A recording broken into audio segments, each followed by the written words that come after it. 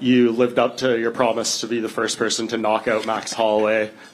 Just how does it feel knowing, another prediction you forecasted came to life? Very normal, very mundane. Yeah, it feels Monday. It feels like in Monday. I don't know. I call this because I knew it. It's a surprise for a lot of people, but for me, it's like I knew it. I said it and I did it. Was there anything about the fight that surprised you at all as it went? I mean, I know you thought he wasn't going to meet you in the middle when you pointed, but... This is what surprised me, that I pointed the ground and he didn't stop with me in the middle of the octagon, and he started some bullshit like this.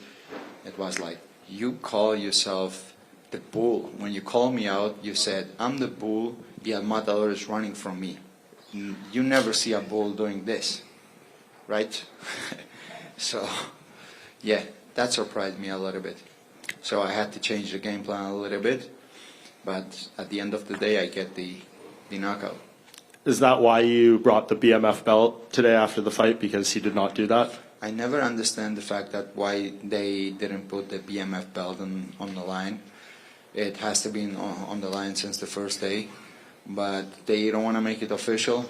I'm going to make it official by myself. Dana wasn't here, and he did say that Max is still the BMF champion, so... Yeah, it's going to be a little bit weird as a BMF, but it is what it is, no problem. I'm going to keep it in my house.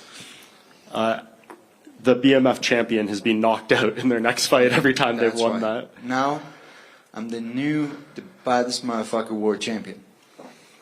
Dana, when he was in here as well, he said the rematch with Alexander Volkanovski is going to be next. He bet you in the cage. I know it's a lot of respect between you two. Is that the fight you think is the right matchup to make for your next title defense? Yeah, to be honest, at this point, there's no one else that deserves the shot more than Volk, right?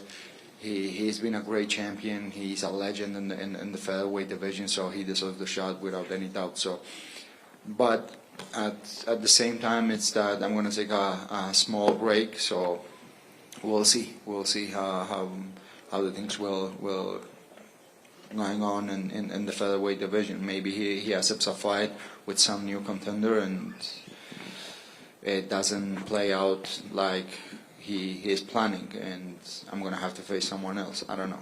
Would you be okay if Alex fought Diego Lopez for an interim title in February? That's not my business. I don't care. When I'm gonna be ready, I'm just gonna ask the UFC when, where, who is the opponent, and I will be there. And I'm gonna do the same thing as always.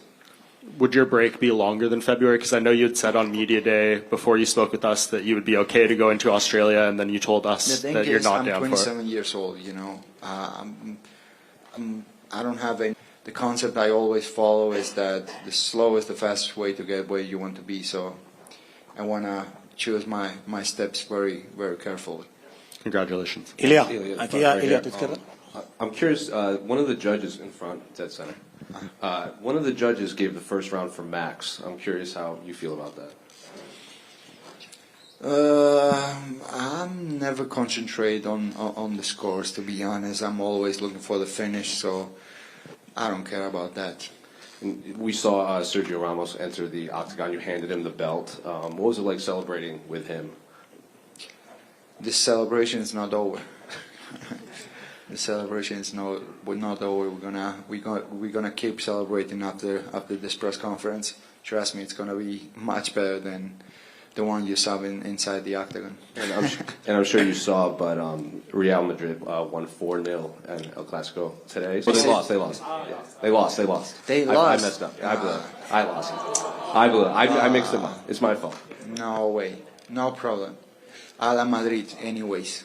Did anything surprise you in terms of his approach, his game plan, his striking, the exchanges that you guys had? Not at all. Not at all, to be honest. I was... the thing that I was expecting from him, that he wouldn't be easy, because he's a great striker.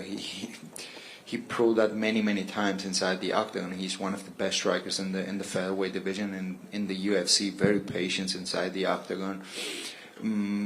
So I was expecting all the good things from him, but at the same time, I know how I can handle all that kind of things inside the octagon.